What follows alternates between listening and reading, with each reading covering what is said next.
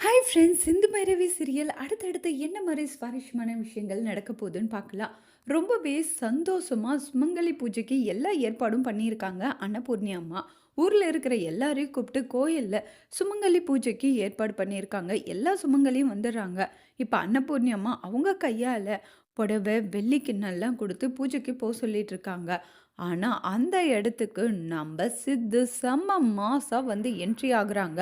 அன்னபூர்ணி அம்மா வரக்கூடாதுன்னு மகா கிட்ட சொல்லியிருப்பாங்க. மகாவும் போயிட்டு சித்து கிட்ட, "நீ வரக்கூடாது சுமங்கலி பூஜைக்கு. அப்படி வந்தீயன்னா, இந்த வீட்ல கூட இனி இருக்க முடியாது." அன்னபூர்ணி அக்கா சொன்னாங்க. அதுக்கப்புறம் ஸ்நேகா தான் வரப்போறா சுமங்கலி பூஜைக்கு. என் பையன் சிவாவும், ஸ்நேகாவும் தான் சுமங்கலி பூஜை பண்ண போறாங்கன்னு சொல்றாங்க.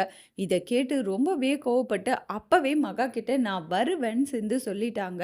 இப்ப சிந்து வந்து அந்த பூஜைக்கும் போறாங்க.